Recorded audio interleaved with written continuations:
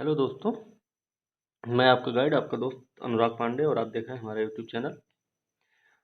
भारत का भूगोल चल रहा था और हमने कल फसलों के बारे में पढ़ा था। तिलहनी फसल, दलहनी फसल, फिर हमने कुछ बागानी फसलों के बारे में भी पढ़ा, जैसे चाय कॉफ़ी के बारे में। और अंत में हमने बोर्ड्स बताए थे, जैसे कॉफ़ी बोर्ड का गठन हुआ है। ठीक है,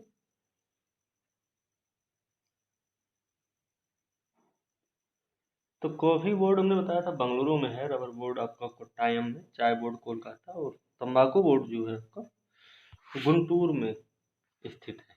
ठीक है, ये सब चीज़ें हम बताते हुए वीडियो को समाप्त किए थे कल।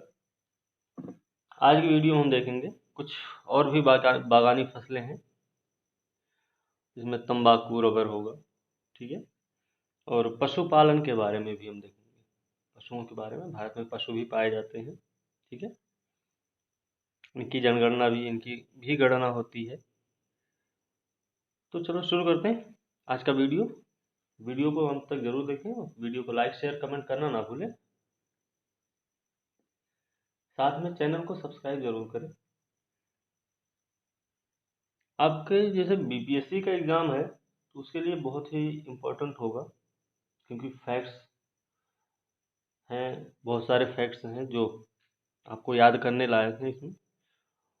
और आप अगर एक से दो बार इस वीडियो को सुनेंगे तो आपको वो सारे फैक्ट्स, कॉन्सेप्ट्स भी आपको याद हो जाएंगे। ठीक है, आसानी से याद होंगे, बस खाली उसको एक बार ध्यान से सुनने की ज़रूरत है। ठीक है, तो शुरू करते हैं आज का वीडियो, अन्य बागानी फसलें और पशुपालन। ठीक है, तो अन्य बागानी फसलों के बारे में देखते हैं। जैसे कृषि मंत्रालय के तहत बागानी फसल के बारे में बोला गया है। तो कृषि मंत्रालय ने जो बागानी फसलों की घोषणा की है, उसमें नारियल, सुपारी आ जाएगा, ताड़, कोकोआ, काजू। नारियल, सुपारी, ताड़, कोकोआ, काजू जो है कृषि मंत्रालय के तहत बागानी फसलों के अंतर्गत आते हैं। ठीक है, यहीं पे अगर हम वाणिज्य मंत्रालय की बात करें तो वाणिज्य मंत्रालय के अनुसार जो बागानी फसलें हैं उसमें चाय है, कॉफ़ी है और रबर भी है। तो कृषि मंत्रालय की बागानी फसलें अलग हैं, तो वाणिज्य मंत्रालय की बागानी फसलें अलग हैं। तो कृषि मंत्रालय की कौन सी हैं? नारियल, सुपारी, ताड़, कोकोआ, काजू। और वाणिज्य मंत्रालय की हैं चाय, कॉफ़ी और रबर। ठीक है, इतना ध्यान रखना। हो सकता है वहाँ पे बागानी फसलों के बारे में पूछे, सीधा पूछे तब तो ठीक, कोई बात नहीं। लेकिन अगर कृषि मंत्रालय के तहत घोषित निम्नलिखित में से कौन सी बागानी फसलें नहीं हैं, तो हो सकता है 3 ऑप्शन दे दे, नारियल, सुपारी, ताड़ के, एक दे दे आप चाय। ठीक है, तो याद होना चाहिए वाणिज्य मंत्रालय के तहत कौन है और कृषि मंत्रालय के तहत कौन सी फसलें हैं। ठीक है, जो कि बागानी है। ठीक, आगे देखते हैं, तंबाकू के बारे में देख लेते हैं। तंबाकू पुर्तगाली लाए थे यहाँ पे भारत में। यूपीएससी का प्रश्न भी है। ठीक है, यूपीएससी में प्रश्न आ चुका है पहले भी। ठीक है, तो पुर्तगालियों द्वारा परिचित कराया गया था तंबाकू से। ठीक है, ईस्ट इंडिया कंपनी ने क्या किया, जो ब्रिटिश ईस्ट इंडिया कंपनी थी, इसने 1776 में पहली बार नकदी फसल के तौर पर उगाना शुरू किया था इसको।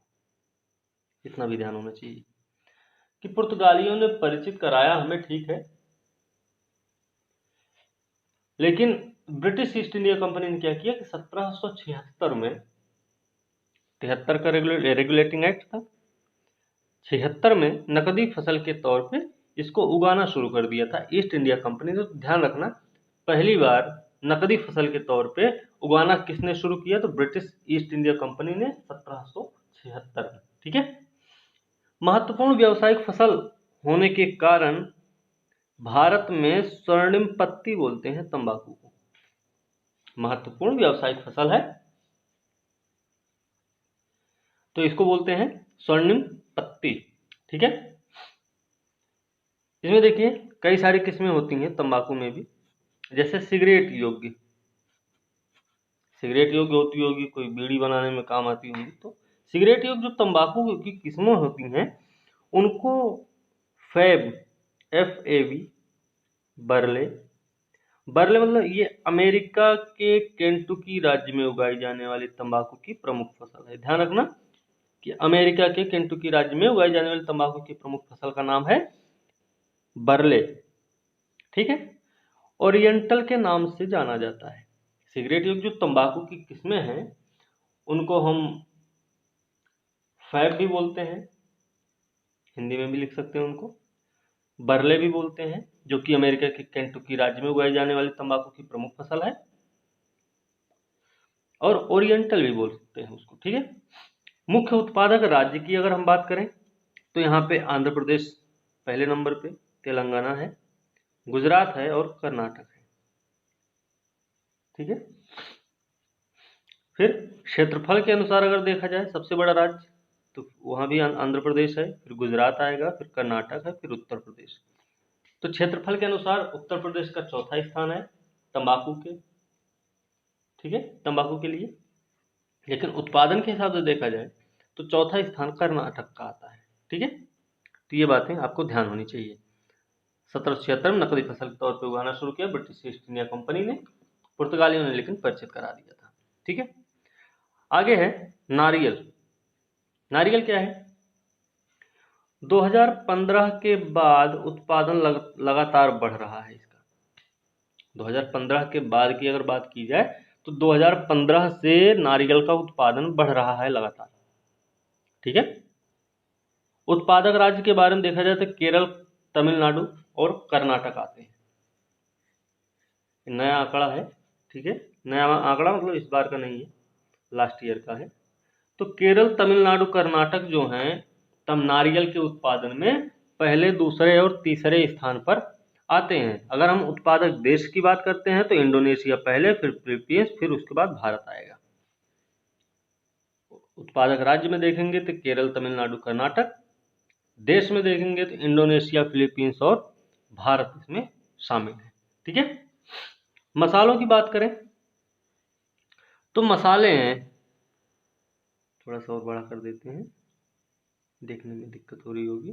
ठीक है, मसालों की अगर हम बात करें तो मसाले जो है, केरल को मसालों का बागान कहा जाता है। याद रखना, मसालों का बागान केरल को कहा जाता है। अगर हम पर्टिकुलर मसालों के बारे में देखेंगे तो उसमें बहुत सारे राज्य हैं अलग अलग, लेकिन अगर टोटल मसालों की हम बात करें उत्पादन में पहला स्थान किसका है तो ध्यान रखना कि राजस्थान का है। नया आंकड़ा है।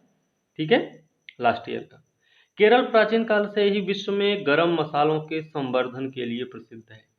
ठीक है, प्राचीन काल से ही केरल जो है विश्व में गरम मसालों के संवर्धन के लिए प्रसिद्ध है। तो टोटल मसालों की बात करेंगे तो अग्रणी उत्पादक राज्य आपका राजस्थान है।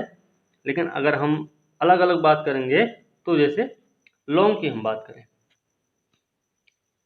लौंग क्या है? यूजीनिया कैरिया फाइलेटा, यूजीनिया है। ठीक है, यूजीनिया कैरिया फाइलेटा नामक मध्यम कद वाले पौधे से प्राप्त होता है। ध्यान रखना, यूजीनिया कैरिया फाइलेटा नामक मध्यम कद वाले पौधे से प्राप्त होता है, जो कि सदाबहार पौधा है ये। ठीक है, तो सदाबहार वृक्ष है एक यूजीनिया कैरिया फाइलेटा, जो कि मध्यम कद का भी है। इसी से लौंग प्राप्त किया जाता है और यह सूखी हुई पुष्प कलिका होती है। प्रश्न आ चुका है। ठीक है, ध्यान रखना, सूखी हुई पुष्प कलिका होती है ये। ठीक है, उत्पादक राज्य की अगर हम बात करें तो उत्पादक राज्य हमारे केरल हैं, कर्नाटक, तमिलनाडु है, अंडमान निकोबार में भी उगाया जाता है। ठीक है, तो उत्पादक राज्य केरल, कर्नाटक, तमिलनाडु, अंडमान है, अंडमान निकोबार द्वीप समूह। ठीक है, काली मिर्च की अगर हम बात करते हैं तो काली मिर्च उष्ण और आर्द्र जलवायु का पौधा है। ये उष्ण और आर्द्र जलवायु का पौधा है काली मिर्च, है ना। वार्षिक वर्षा इसको साल भर में 200 सेंटीमीटर की वर्षा चाहिए होती है। और ऊंचाई की अगर हम बात करें तो 1100 से 1300 मीटर ऊंचा पहाड़ी ढाल भी चाहिए होता है इसके लिए। काली मिर्च के लिए 200 सेंटीमीटर वार्षिक वर्षा, 1100 से 1300 मीटर ऊंचा पहाड़ी ढाल की जरूरत पड़ती है। तापमान देखेंगे तो 15 से 30 डिग्री सेंटीग्रेड, 30 है 30। ओके, हाँ। उत्पादक देश की अगर हम बात करेंगे तो इसमें वियतनाम, इंडोनेशिया, फिर आता है भारत। भारत का काली मिर्च के उत्पादन में तीसरा स्थान है। ठीक है, तो काली मिर्च के उत्पादन में भारत का तीसरा स्थान, सबसे ज्यादा उत्पादन करता है वियतनाम। ठीक है ना। चलिए, झूमिंग कृषि, झूमिंग कृषि के बारे में बहुत सारे पढ़ते हैं। ठीक है, झूमिंग कृषि कहते हैं, काटो जलाओ बोलते हैं, काटो जलाओ कृषि बोलते हैं, है ना, ऐसे नाम है। स्थानांतरित कृषि बोलते हैं, बहुत सारे नाम है इसके। देखिए, तो भाई स्थानांतरित कृषि पद्धति कहते हैं इसको, पहली बात। दूसरी चीज, काटो जलाओ भी कहा जाता है। ठीक है, काटो जलाओ कृषि पद्धति कहा जाता है, स्थानांतरित कृषि पद्धति कहा जाता है। ये कहाँ पे मिलता है ये? तो आसाम है, मेघालय, नागालैंड, त्रिपुरा, मणिपुर, मिजोरम, अरुणाचल प्रदेश। ठीक है, तो ये 7 सिस्टर्स को याद रखना है कि झूमिंग कृषि कहाँ पे प्रचलित है। तो आपको 7 सिस्टर्स को याद रखना है, 7 सिस्टर्स, है ना। 7 सिस्टर्स में तो प्रसिद्ध है ये। 7 सिस्टर्स मतलब नॉर्थ ईस्ट के जो 7 राज्य हैं हमारे, आसाम, मेघालय, अरुणाचल प्रदेश, नागालैंड, मणिपुर, त्रिपुरा, मिजोरम और हो गया ना, आसाम, मेघालय, नागालैंड, त्रिपुरा, मणिपुर, मिजोरम और अरुणाचल प्रदेश। ठीक है, हाँ। फिर मध्य प्रदेश में भी, छत्तीसगढ़ और झारखंड में भी होता है। तो झारखंड, मध्य प्रदेश, छत्तीसगढ़ में भी है। मध्य प्रदेश, उसके बगल में छत्तीसगढ़, फिर उसके थोड़ा सा ऊपर लगा है आपका झारखंड में। ठीक है, तो ये 3 राज्य, बाकी आपका असम, मेघालय, नागालैंड, मणिपुर, त्रिपुरा, मिजोरम और अरुणाचल प्रदेश में भी होता है। अब इनके जो हैं अलग अलग नाम हैं, इनके जो झूमिंग कृषि है इसके अलग अलग नाम है। ये प्रश्न आता है, कई बार प्रश्न आया हुआ है अलग अलग नाम से, जैसे कहीं पे कुमारी बोलते हैं, कहीं पे पोडू बोलते हैं। ठीक है, इस तरीके से। तो जैसे देखिए, आसाम में क्या बोलते हैं इसको? आसाम में तो झूम बोलते हैं, सीधी सी चीज है। ठीक है, आसाम में झूम। आंध्र प्रदेश में पोडू बोलते हैं, पोडू। ठीक है, आंध्र प्रदेश में इसको पोडू बोलते हैं। ठीक, मध्य प्रदेश में इसके कई सारे नाम है, बेवार है, बेवार, बे ऐसे, बेवार, पेंडा, मशान। ठीक है, पश्चिमी घाट में कुमारी बोलते हैं, और यह उष्णकटिबंधीय वन प्रदेशों में होता है। उष्णकटिबंधीय वन प्रदेशों में खास करके झूमिंग कृषि की जाती है, स्थानांतरित पद्धति की कृषि की जाती है, जिसके अलग अलग क्षेत्रों में अलग अलग नाम है। जैसे बेवार, पेंडा और मसान मध्य प्रदेश में बोलते हैं, आंध्र प्रदेश में पोडू बोलते हैं, आसाम में झूम बोलते हैं, पश्चिमी घाट पे बोलते हैं इसको कुमारी। ठीक है, और भी सारे नाम। अच्छा, अब यहां तक हो गया। कुछ चीजें हैं, जैसे ये प्रश्न आ चुका है पहले, ये वाला, मक्का का उत्पादन, मक्का जो होता है उसका प्रयोग किस में किया जाता है? तो हमें पता होना चाहिए, मंड के उत्पादन में किया जाता है। ठीक है, मक्का का उत्पादन मंड के प्रयोग में किया जाता है, मंड को बनाने में किया जाता है। ठीक है, उत्पादन में। और मक्का से जो निष्कर्षित तेल होता है, ये भी प्रश्न आ चुका है, जैव डीजल के लिए फीड स्टॉक हो सकता है। मक्का से निष्कर्षित जो तेल है वो जैव डीजल के लिए फीड स्टॉक हो सकता है। तो ध्यान ये भी रखना है। ये दोनों प्रश्न आ चुके हैं पहले, ध्यान रखना। ये हम कल बता दिए थे, कॉफी, रबर, तंबाकू, चाय, बंगलुरु, कोट्टायम, गुंटूर और कोलकाता। ठीक है, चलिए आगे भी है, एक चीज ये भी है, ये भी प्रश्न आ चुका है पहले, ठीक है।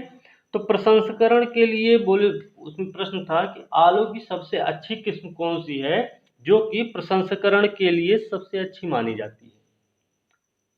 प्रसंस्करण के लिए आलू की सबसे अच्छी किस्म कौन सी है, तो आपको पता होना चाहिए कुफरी चिप्सौना 2, कुफरी चिप्सौना 2, ठीक है। तो ये चीज हमें याद रखना। तो ये 3 प्रश्न इसमें पहले आ चुके हैं, इनको हमने इसमें बता दिया है, ये कई बार आ चुके हैं प्रश्न, ठीक है। तो ये भी ध्यान ध्यान रखना है। चलिए अब थोड़ा बात कर लेते हैं पशुपालन के बारे में, ठीक है। पशुपालन के बारे में देखा जाए तो पशुपालन का क्या उपयोग है भाई, इनका दूध, मांस, ऊन, चमड़ा आदि उत्पादों को प्राप्त करने और कृषि कार्य तथा माल परिवहन के लिए पशुओं को पालतू बनाने की क्रिया जो है वही है पशुपालन, ठीक है ना। इनके अलावा और कोई काम तो होता नहीं, दूध, मांस, ऊन, चमड़ा, बाकी कृषि कार्य करते हैं, जैसे बैल से खेती होती है, भार माल भी ढोते हैं, ये आपने देखा होगा, है ना। तो पशुओं को पालतू बनाने की जो क्रिया वही है पशुपालन, ठीक है। देखो गाय बैल की 2 नस्लें पाई जाती हैं भारत में, 2 नस्लें गाय बैल की मुख्य रूप से पाई जाती हैं भारत में। एक तो बोलते हैं दुधारू और एक बोलते हैं भारवाही। अब दुधारू क्या है देखते हैं। दुधारू वो हैं कि जिनका काम जो सिर्फ दूध देते हैं, लेकिन उनके बछड़े जो होते हैं वो काम करने लायक नहीं होते, उनसे काम नहीं लिया जाता, ठीक है, काम नहीं ले सकते उनसे। तो गायें जो होती हैं बहुत अधिक दूध देती हैं, लेकिन बैल कृषि कार्य के लिए या माल परिवहन के लिए अच्छे नहीं होते हैं। दुधारू नस्लें हैं, वो सिर्फ एक काम कर रही हैं। इसमें गिर आएगी, साहिवाल है, सिंधी है, देवनी है, थार पारकर है और जर्सी भी आती है इसमें, है ना। इसको भी इसी में जोड़ सकते हैं हम। तो गिर, साहिवाल, सिंधी, देवनी और थार पारकर जो प्रजाति के हैं ये सब सिर्फ दुधारू नस्लें, ठीक है। और भारवाही नस्लें कैसी हैं, ये कम दूध देते हैं, लेकिन इनके जो बैल होते हैं वो माल परिवहन के लिए बहुत अच्छे होते हैं। इसमें नागौरी है, मालवी है, हल्लीकर है, कंग्याम, किल्लारी, पोंआर, सीरी। नागौरी, मालवी, हल्लीकार, कंग्याम, किल्लारी, पोंआर और सीरी, ये हैं आपकी भारवाही नस्लें। दूध कम देंगे लेकिन इनके बैल जो होते हैं माल परिवहन के लिए अच्छे माने जाते हैं, मतलब काम काज में यूज कर सकते हैं, ठीक है। भारत की सबसे अच्छी देशी नस्ल की जो गायें हैं कहाँ पाई जाती हैं, है ना। भारत की सबसे अच्छी देशी नस्ल की गायें राजस्थान में पाई जाती हैं, ध्यान रखना। तो अब देखिए थार पारकर देशी नस्लें हैं, नस्ल की गायें हैं राठी, कांकरेज, साहिवाल, लाल सिंधी, गिर, नागौरी, हरियाणवी, मालवी, मेवाती, राजस्थान में पाई जाने वाली नस्लें हैं, ठीक है। अब इसमें एक चीज और है कि जैसे अभी हमने इसमें बताया क्या कि हरियाणवी और थार पारकर, हरियाणवी ये, और हमने और क्या बताया था, थार पारकर ये। फिर से देखिए थार पारकर और हरियाणवी, ये जो नस्ल की गायें होती हैं ये द्विकाजी होती हैं। द्विकाजी मतलब एक तो दूध भी देती हैं और दूसरा क्या है इनका माल परिवहन में भी, मतलब भार परिवहन में भी काम आते हैं, ठीक है। तो ध्यान रखना हरियाणवी और थार पारकर जो नस्लें हैं ये द्विकाजी होती हैं, इन पे प्रश्न आ चुका है पहले, ठीक है। उत्तर प्रदेश में जो पाई जाती है मुख्य रूप से गंगा तीरी गाय है, इनकी दुग्ध क्षमता बहुत कम होती है, लेकिन उत्तर प्रदेश में गंगा तीरी गाय मिलती है, ठीक है। हरियाणवी और थार पारकर ये देखिए यहाँ पे लिखा गया है द्विकाजी होती हैं। अब हम भैंस की बात करें तो भैंस जो है इसकी नस्लों के बारे में तो मुर्रा, भदावरी, जफराबादी, सूतरी, महसाना, नीली, नागपुरी नाम भी है सबके, पंडरपुरी, मुर्रा भदावरी, जफराबादी, सूतरी, महसाना, नीली, नागपुरी और पंडरपुरी, ये हैं भैंस की नस्लें, भैंसों की नस्लें हैं ये सब। ठीक है, इनकी नस्लें हो गई। तो भारत में जो दुग्ध उत्पादन है, दुग्ध उत्पादन को बढ़ावा देने के लिए ऑपरेशन फ्लड चलाए गए थे, कई सारे उनके चरण चले हैं, पहला, दूसरा, फिर तीसरा, ऐसे चरण चले हुए हैं। ठीक है, इसके अलावा फिर ऑपरेशन फ्लड योजना को सफल बनाना था। उनको सफल बनाने के लिए क्या किया गया, भारतीय डेयरी निगम की भी स्थापना हुई होगी। ठीक है, जो कि आनंद गुजरात में है। तो श्वेत क्रांति की शुरुआत 1970 में ऑपरेशन फ्लड 1 योजना के समारंभ से हुई थी, मतलब शुरुआत से हुई थी। ऑपरेशन फ्लड 1 योजना के शुरुआत से 1970 में भारत में श्वेत क्रांति की शुरुआत हुई थी। इसके जनक कौन है, तो याद होना चाहिए, वर्गीस कुरियन को बोला जाता है। वर्गीस कुरियन है ना, नाम है, तो ये भी ध्यान रखना हमें। तो भारत में श्वेत क्रांति के जनक कौन है, तो वर्गीस कुरियन है। ठीक है, ये भी हमें याद होना चाहिए।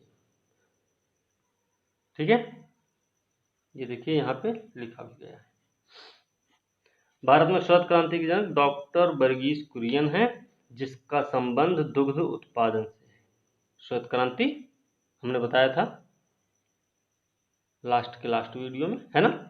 तो दुग्ध उत्पादन में वृद्धि लाने के लिए ऑपरेशन फ्लड जो योजनाएं चलाई गई, उसके 3 चरण हुए, हमने बताया था 1, 2, 3 चरण हैं। तो पहला चरण चला 70 से 80 तक। ठीक है, तो 70 से 80 तक कौन सा चरण है, पहला चरण रहा। और इसी चरण के दौरान हमने क्या बताया था आपको, कि भारतीय डेयरी निगम की स्थापना 1970 में आनंद गुजरात में हुई थी।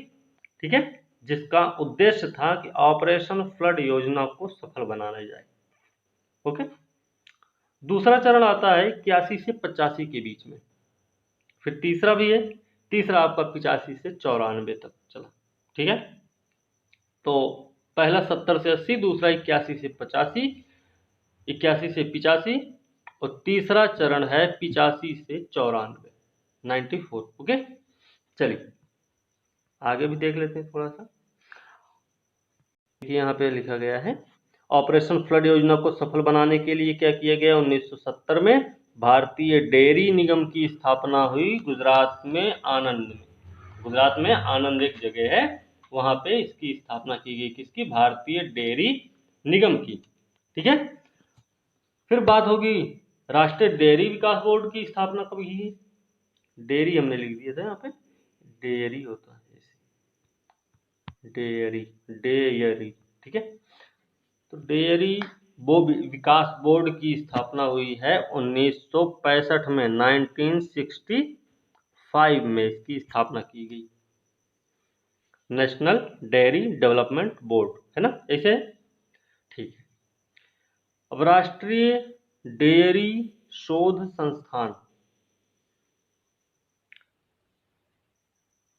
है ना, नेशनल डेयरी रिसर्च इंस्टीट्यूट कहाँ पे है, हरियाणा में है।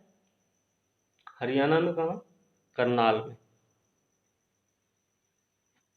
इसको डीम्ड विश्वविद्यालय भी घोषित कर दिया गया 1989 में, 1989 में राष्ट्रीय डेयरी शोध संस्थान करनाल को डीम्ड विश्वविद्यालय घोषित किया गया। ये प्रश्न आ चुका है पहले, ध्यान रखना इसका।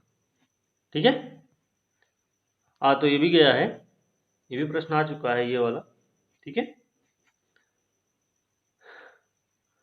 अब फिर है कि भारत में सबसे ज्यादा दूध देने वाली बकरी जो जमुना पारी है, भारत में सबसे ज्यादा जो दूध देने वाली किस्म है बकरी की, उसका नाम है क्या, उसका नाम है जमुना पारी। ठीक है, बकरी को एक चीज और ध्यान रखना कि बकरी को गरीबों की गाय कहते हैं। ठीक है, सबसे ज्यादा दूध देती है जमुना पारी नस्ल, तो ये भी चीज हमें याद रखना है। ठीक है, इसी के साथ आज की वीडियो हम यहीं पे समाप्त करेंगे। ठीक है, वीडियो अच्छी लगी तो लाइक शेयर कमेंट जरूर करें, साथ में चैनल को सब्सक्राइब करना ना भूलें। अगली वीडियो के साथ कल मिलेंगे, तब तक के लिए धन्यवाद।